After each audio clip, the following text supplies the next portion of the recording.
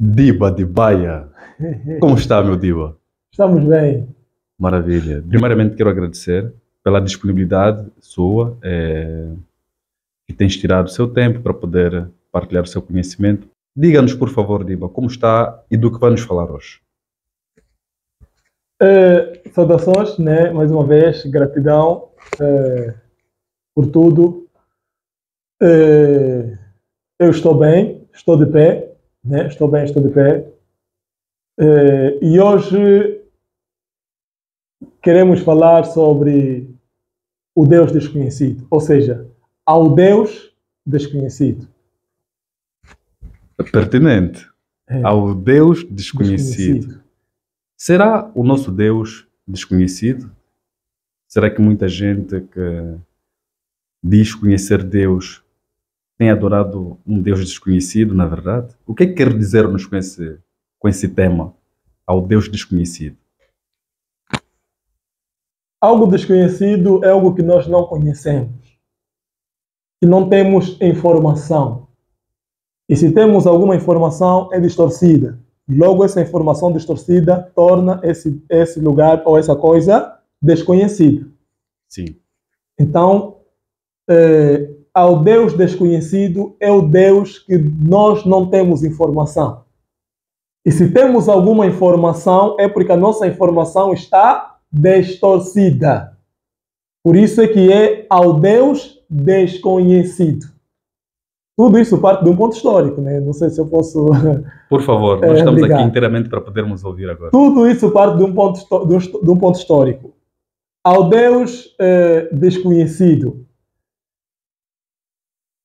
Se voltarmos o que está escrito dentro da história daquilo que é o cristianismo, né, que é a maior influência religiosa mundial atualmente, né, vamos encontrar a história de Paulo, que posteriormente já passou a chamar-se Apóstolo Paulo, né, como ele próprio se autonomeou, Apóstolo Paulo. E Apóstolo Paulo é quem traz essa história, né, ao Deus desconhecido. Como surge essa história do ao Deus desconhecido? A partir de uma viagem de Paulo, né? Paulo estava em Atenas, isso no antigo Império Romano.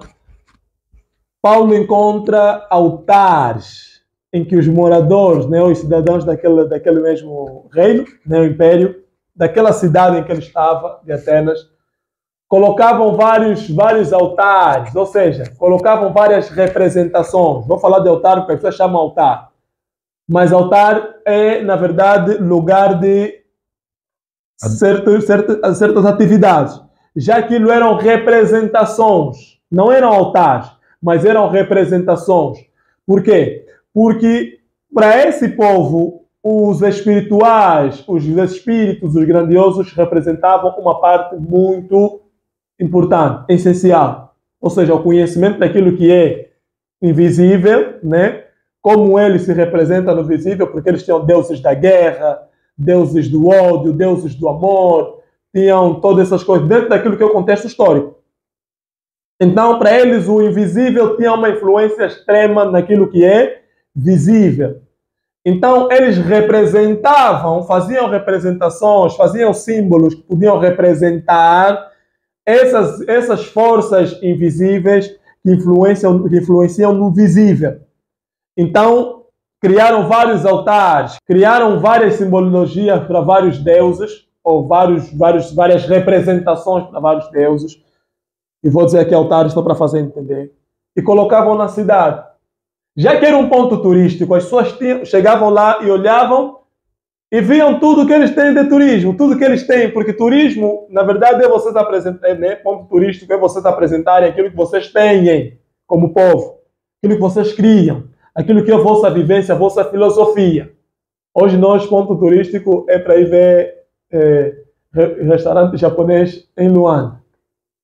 Não. Restaurante japonês eu vou ver aonde? No Japão, certo? Sim.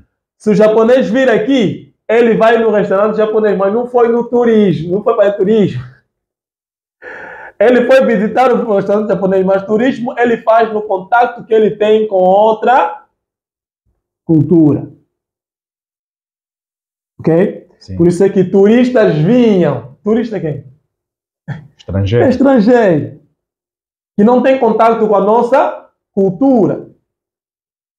Logo, o apóstolo Paulo, estrangeiro, porque metade romano, metade judeu. Mas quando ele veio na Roma e Atenas, ele é praticamente estrangeiro. Porque ele era de Tarso, né? Não era de Atenas. Então, logo, se não era de Tarso, se era de Tarso, não de Atenas, quer dizer que em Atenas ele também era estrangeiro.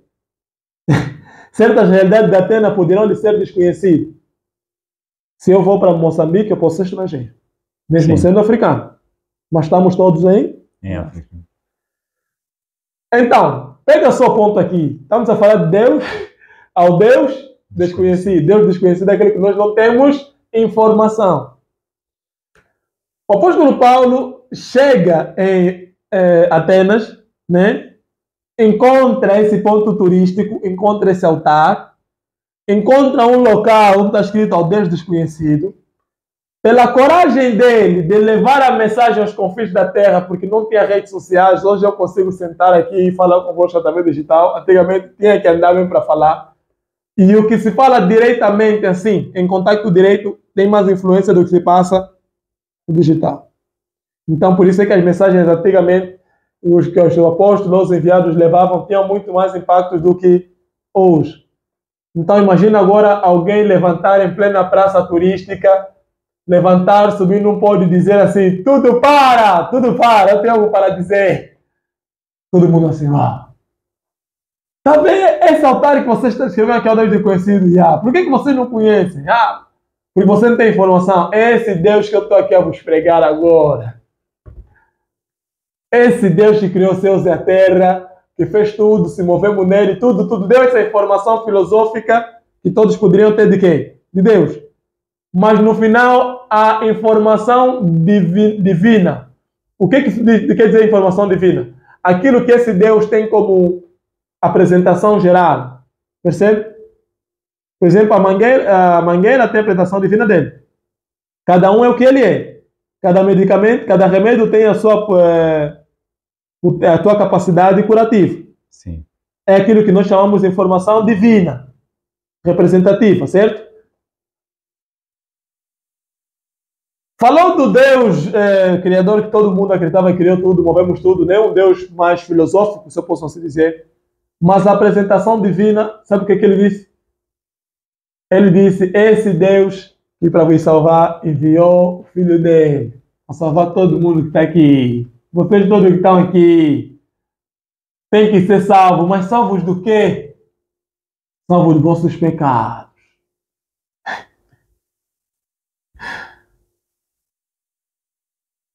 É essa a mensagem que eu estou a vos trazer. É a mensagem desse Deus desconhecido que vocês não conhecem. Como é que as pessoas ficam? É o Deus desconhecido que nós não temos informação. E vem alguém e nos diz que esse Deus desconhecido que vocês estão a procurar, é esse que eu estou a vos falar. Essa é a primeira pessoa que veio e vos disse que esse Deus desconhecido aqui é o que eu estou a vos falar.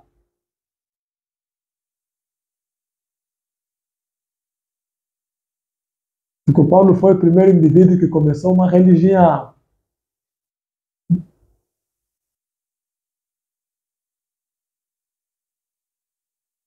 Só trocou do lugar dele ser visto ou ele ser adorado, para colocar Jesus. Apresentou Jesus como Messias. Messias é esse aqui. Mas ele é quem criou. Porque além de Paulo, tivemos alguma testemunha que Paulo teve contato com Jesus? Não. Paulo não teve contato com os ensinamentos de Jesus. E os que tiveram contato durante 3 anos, olha aqui mais uma coisa. Os que tiveram contato durante 3 anos, manifestaram-se inquietos com os ensinamentos de quem? De Paulo. Paulo não esteve lá. O próprio Jesus desceu e disse assim: o mestre, eu sou mestre, vim para vos ensinar. Vocês, meus discípulos, vêm. Por que ele procurou discípulos? Porque os discípulos são eles que pegam a mensagem do mestre e transmitem conforme receberam. Se bem que eles também vão falar de acordo com a compreensão deles. Porque a mensagem do mestre nunca chega de forma perfeita e direita por terceiros. Agora imagina se não chega de forma perfeita e direita por terceiros. Certo? Agora alguém que nem sequer recebeu dos terceiros. É a pessoa que vem dizer, vem falar da mensagem do mestre na primeira pessoa. Não recebeu dos terceiros. Já a mensagem que já chega dos terceiros não chega com a mesma força. Já chega distorcida. Quem conta um conto, acrescenta sempre um ponto. Uhum. Então, ele nem ouviu do que quem acrescentou um ponto. Ele ouviu da segunda pessoa ou da terceira pessoa que acrescentou o ponto. Porque Paulo começou a perseguir os apóstolos. E aquilo começou a crescer em massa. Paulo nem recebeu essa mensagem diretamente dos discípulos de quem? Eu não sei se estamos a conseguir entender. Paulo nem recebeu essa mensagem diretamente dos discípulos de Jesus. Que são eles que deveriam falar depois de Jesus. Porque quem conta um conto, aumenta um conto. Se eles aumentarem lá o conto dele, porque eles aumentaram lá os contos dele, que é normal, porque o homem cria coisas também para poder dar mais beleza no que ele está contando, né? Mas ele veio ouvir de terceiros, quartos, quintos. Me diz uma coisa. Essa mensagem de quem ouviu, primeiro, segundo, terceiro, quarto, no nosso dia a dia, é confiável? Essa informação é confiável? Diga-nos tu, Diba. Claro que não. Porque chegou de primeiro, segundo, terceiro, cada um para tirar o que é dele. Percebe? Mas não chegou do segundo. O segundo é aquele que ouviu. Mas até o segundo falou de forma distorcida. Porque ele não recebeu diretamente de quem? De quem deu. Ele não recebeu diretamente de quem deu. Agora imagina alguém que recebeu do 10º, do 11º, do 9º, do 5º, do 7º. Vai passar a informação conforme ela é? Claro que não. Prova pela qual o próprio discípulo de Jesus não iam de acordo com os ensinamentos de quem? De Paulo. Eu penso que não dá para equilibrar. Está claro. Não iam de acordo com os ensinamentos de Paulo. Esse Paulo aqui, que aparece em Atenas, porque lá onde ele saiu não lhe aceitaram. Se só não lhe aceitaram por dois motivos. Primeiro, porque estavam a desconfiar que esse gajo aqui é que nos matava. Ou primeiro estavam a desconfiar que esse gajo aqui é que nos perseguia. Né? Segundo, porque viam que a mensagem dele é muito distorcida da real mensagem. Não foi essa a razão que eles expulsaram, lhe espancaram do templo? Quando ele começou a fazer entrar gentios, pessoas que não eram judias dentro dos templos judeus, até os próprios discípulos de Jesus disseram o quê? Que Paulo não está a fazer o que é certo, não está a fazer aquilo que foi ensinado pelo mestre. Porque o mestre não disse que temos que parar de ir na sinagoga.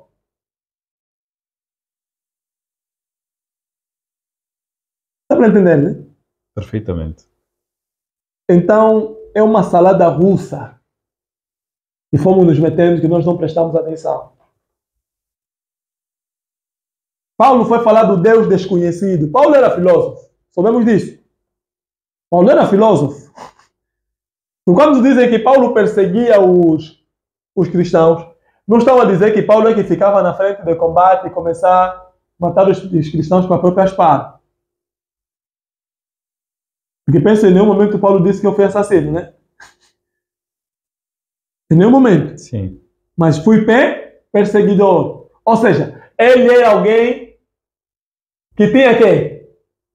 Cabeça, estudava os fundamentos e dizia, não, esse aqui está a combater o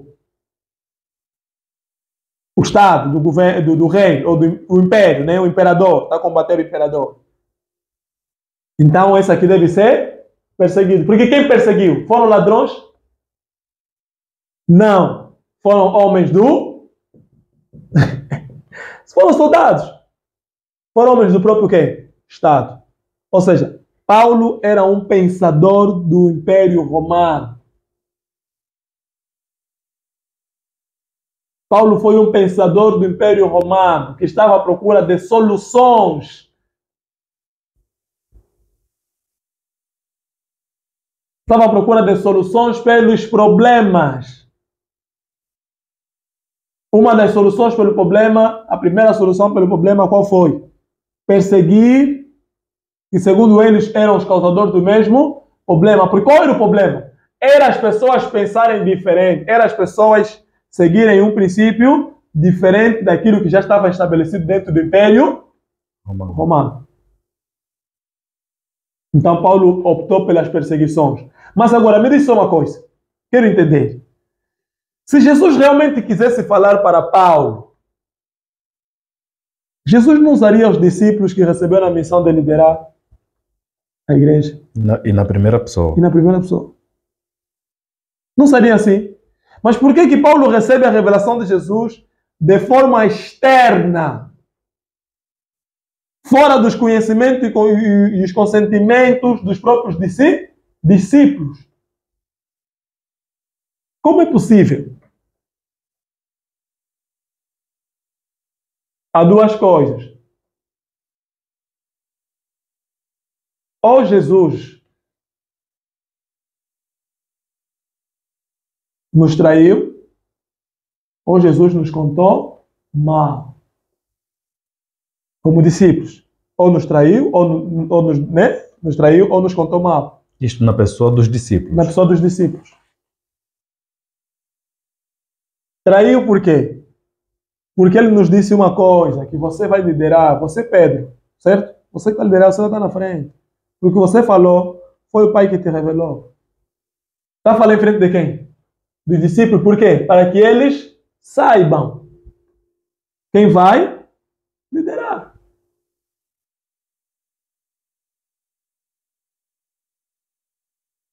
Agora, vamos assustar que o próprio Pedro, que levantou como Pedro, não sabe, como a pedra não sabe. Não tem noção que Paulo, aí onde ele está, o mestre fez o quê? Lhe apareceu. Então quer dizer que eu tenho que estar preparado. Porque o mestre não pode me dar uma mensagem e depois vir dar mais outra do tipo para poder medir a pulsação da minha mensagem. Não bate certo? Não sei se estamos a chegar mesmo lá. Estamos a chegar, né? Perfeitamente. Perfeitamente. E era legítimo eles se sentirem traídos? Sim. Se fosse o caso, no caso. Sim. Era legítimo. E com certeza Jesus teria sido para eles como um traidor. Ou então nos contou mal. Ele não nos contou que, além disso, dessa missão aqui, Deus, né, pode mudar o caminho das coisas e vos confundir, porque vos preparou para uma coisa, vocês se abriram para isso, mas depois vos confundiu porque preparou outro. Mas isso não queria dizer que cada um tem sua missão? Cada um tem a sua missão. E cada instituição também. Sim. Eu e o Pai somos um. Se eu escolhi discípulos para poder conduzir, quer dizer que aqueles que o Pai também faz quê? Aceita. Porque eu e o Pai somos um. Está a dizer, eu como mestre, olhei para vocês e vos escolhi. Eu vos escolhi. Vos escolhi dentro do meu conhecimento, da minha sapiência. Amanhã o mestre já não está. Aparece outro que não foi escolhido pela sapiência do mestre, diz que foi escolhido pela sua divina, ou pela sua graça divina. Foi escolhido pela graça divina. Faz sentido? Um exemplo para poder fechar essa parte. Vamos supor que um pai tem 2 filhos, né? Um pai tem 2 filhos. Não, tem outros filhos, tem 5 filhos. O pai morre. O pai deixou descer um testamento. E esse testamento está lá. Além disso, o próprio pai dizia diante de todos os filhos, diante da família, que quando eu desencarnar, o meu filho fulano, ele vai ser o líder da família. A minha filha fulana vai herdar isso, vai herdar aquilo, certo? Porque Jesus comprovou várias vezes com palavras que os discípulos dele eram os escolhidos. Quando disse que vocês serão perseguidos, vocês serão maltratados, vocês serão futuro. Mas estamos agora, quer dizer, eu estou a vos preparar para o futuro. Ou seja, o destino já carimbou. O destino já carimbou, o vosso destino já está carimbado. São vocês. E quando Jesus aparece com os discípulos dele, falam: levei minha filha aos teus discípulos, mas eles nada fizeram. Ele está a dizer o quê? Aquele papá está a dizer o quê? Está a confirmar que nós soubemos que quem você nos apresentou são esses. E na tua ausência, a quem nós vamos buscar satisfação ao perguntar? São esses. Mas depois aparece outro em outro lugar onde ninguém esteve entre esses e ninguém entre nós viu. Porque nós só sabemos que ele está nos perseguir, ele está a criar perseguição, porque era um filósofo muito conhecido, estudou nas melhores escolas dos judeus de teologia judaica. Por isso é que disse que eu era doutor da lei. O que é doutor da lei? Eu olho para a lei assim e digo: não, essa aqui está a tropeçar na lei. O que a lei diz? A lei diz que tem que desapedrejar. Mas eles estão a fugir, então eles matam. Não dá tempo para defender. Percebe? Tanto no lado judeu ele era doutor da lei, e tanto no próprio lado romano ele era filósofo. Porque o exército que lhe era dado para poder perseguir os judeus era o quê? Era exército o quê? Romano. Ou seja, Paulo não era qualquer pessoa no Império Romano, era influente. Mais uma pergunta. E para usar a influência dele, por que Deus não optou ele deixar lá, lhe dar o governo para usar a influência dele, do que deixar mais que ele fosse perseguido, mesmo com a influência que ele tinha? A resposta vai ser: não, é para manifestar o poder de Deus. Que Deus tira as grandes pessoas, lhes converte, lhe mete a trabalhar para ele. Nem assim. E não é?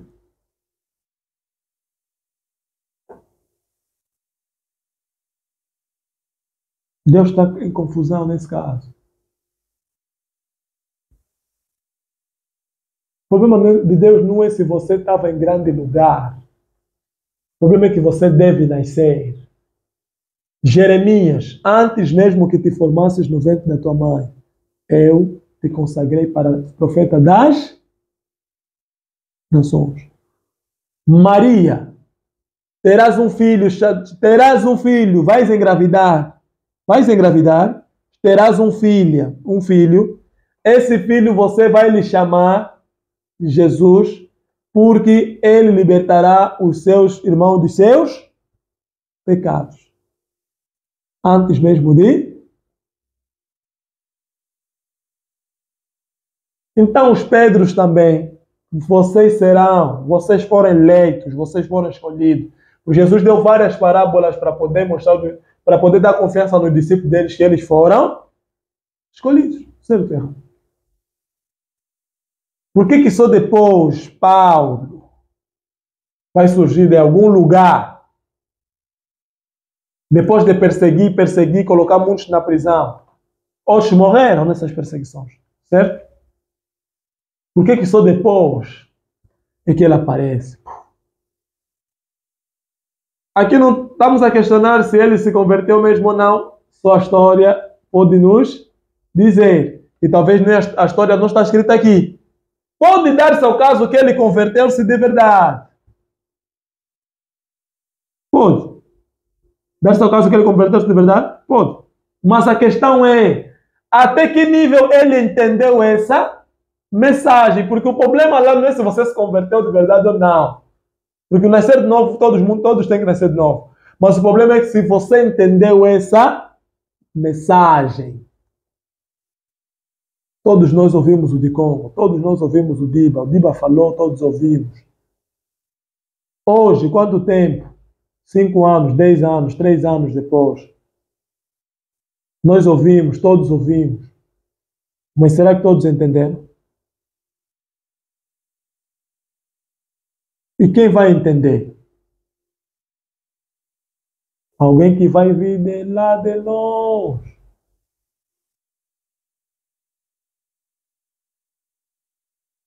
É possível? É possível. Que ele venha de longe? É possível. Mas no contexto de que os 12 discípulos já haviam sido escolhidos, não é possível. Jesus não poderia dizer assim. E aí estão teus discípulos. Isso faz sentido para as teorias salvíficas. Estamos a perceber? Para você poder ter uma teoria de Salvador, salvífica, você deve ter esse contexto de que o mestre deixou os discípulos dele. Porque os discípulos só eram discípulos, mas não eram os escolhidos. Mas se nós vemos Moisés, que ele substituiu? Irmão dele. Irmão dele. Quem substituiu Moisés no exército? Josué. Foi quem? Foi aprendiz dele direito. Não foi assim? Sim. E sucessivamente, o poder é deixado por herança. O poder é sempre deixado por herança. Ou a pessoa não falou, ou falou mal. Mas se ela falou bem, porque houve quem entendeu nos discípulos dele, então você contou mal a história. Então essa história de Paulo não está muito bem contada. Não está muito bem contada. Por que não está muito bem contada? Porque ele não ouviu diretamente dos discípulos. E a mensagem foi ganhando várias formas, porque em cada cidade que chegava, a mensagem ganhava várias formas. Ele próprio veio lhe dizer, olha, há muitos que estão a falar aí de Jesus também. E estão a falar de várias formas. O que ele disse? O mais importante é que a mensagem de Jesus seja pregada. Hoje nós temos tantas igrejas pentecostais a falar em coisas diferentes. Igrejas evangélicas a falar em coisas diferentes. Temos as testemunhas que vão falar de coisas diferentes. Os da Jeová dizem que não, eles não vão entrar junto com os protestantes ou os pentecostais. Os pentecostais dizem mesmo dos católicos. Não vão entrar junto no céu. Não vão entrar junto. Outro já falou, não, só vão entrar 144, então não entra mais. Vocês não vão entrar, só vai ser nosso. E se são apenas 144, continuam a levar 144 mil. Sim, 144 mil. E os que estão a ir a ser evangelizados não poderão estar a tirar o lugar dos que já existem 144 mil? Estás a perceber a questão do conhecimento? Qual será a fórmula? Porque está sempre a vir pessoas. E nas testemunhas de Jeová é difícil você perceber quem é convertido e quem não é. Que eles todos têm um padrão. Mas isto não é ataque às religiões, não? Não. Estamos a dar exemplo da consequência das palavras de Paulo. Paulo, estavam a pregar o Jesus, para muita gente a pregar, mas só que aí é tipo alguém chegou e falou assim, sabe? Olha. Aí estavam a pregar muito, então Jesus, você dá para pregar. Mas só que aí falaram que ele crucificaram, mas aí falaram que meteu na estátua. E aí falaram que ele é Deus, mas aí falaram que ele é filho de Deus. Mas aí também falaram que ele não morreu, foi parar na Índia. Ele, em vez de fazer uma carta, alguma coisa, chamar o discípulo e dizer, bem, você tem que combater isso. Ele disse, não, o mais importante é que o nome de Jesus seja pregado. E quando ele queria ter controle dos lugares onde ele já passou, sem ter noção da consequência do que ele disse, bem, mais importante é o nome ser pregado. Quando ele queria ter controle, ele disse em cada lugar onde ele passou, as cartas aos Colossenses, né? Aos Coríntios, deixou cartas. E nessas cartas, muitas das vezes, ele diz, vocês devem combater a heresia no vosso meio. Essa heresia, que quando foste questionado, disseste o mais importante é que o nome de Jesus seja pregado. A mesma pessoa que disse que o mais importante é que o nome de Jesus seja pregado é a mesma pessoa que chegou em Atenas, olhou o altar, que as pessoas não colocaram lá nada porque não sabiam o que colocar, e escreveram ao Deus desconhecido. Ele chegou, olhou. Já que ele conhece ou criou uma percepção dele, ou conheceu um conceito dele de Deus, ou um espírito, ou alguma entidade se manifestou para ele, né? Talvez. Ele disse ao Deus desconhecido, é o Deus que eu estou a vos pregar. Vamos fazer de conta que não é o Paulo que chegou lá primeiro. Chegou lá primeiro Maomé. Maomé vai dizer assim, tá vendo, não tem nada, ao Deus desconhecido, é o Deus que eu estou a vos pregar. Vamos fazer de conta que Maomé não chegou primeiro. Vamos fazer de conta que quem chegou lá primeiro foi Confúcio. Vai dizer, tá vendo o Deus desconhecido, é o Deus que eu estou a vos pregar. Não vamos ter no Confúcio. Vamos no Spinoza. O Deus de Spinoza, conhecemos. Vamos no Spinoza. Ele chega, encontra aí, está vazio, ao Deus desconhecido, ele diz, não, o Deus desconhecido, diz assim dos alunos dele, né, como se todos fossem alunos dele. Olha, está a ver aqui, colocaram todos os deuses do fogo, da guerra e tudo. Mas esse Deus desconhecido é este que eu estou a vos ensinar. Logo, não há garantia nenhuma que verdadeiramente o Deus desconhecido que está aí é o que você está nos ensinar. Porque se vir pessoas diferentes ou de tempos diferentes, nos trouxeram cada um conceito de Deus diferente. E cada um disse que esse é o Deus desconhecido. E verdadeiro. Certo. Como é que eles apresentam Deus? Apresentam sempre a filosofia natural, que Deus criou tudo, se movemos em tudo, fizemos tudo.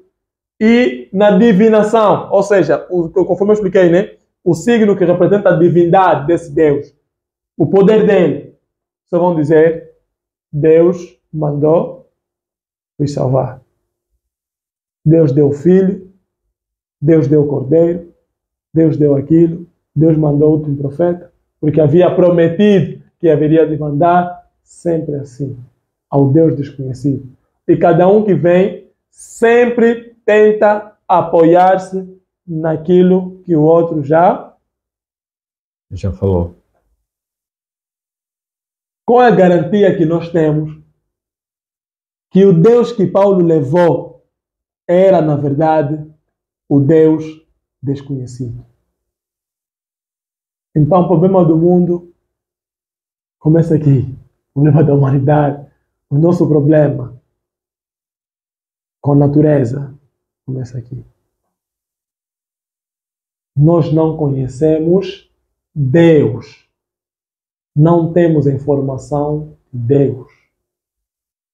Temos todos os altares para todos os deuses. Deus Pai, Deus Filho, Deus isso, Deus aquilo, Deus do mar, Deus das águas, Deus disso, Deus daquilo. Mas na nossa frente tem um trono, ou um altar, né? Uma trona, né? Escrita ao Deus desconhecido. E ninguém consegue dizer, não, vem, eu tenho informações. Porque ninguém conhece. Porque todos nós olhamos para alguma coisa e dissemos, essa é a divindade. Mas o Deus desconhecido.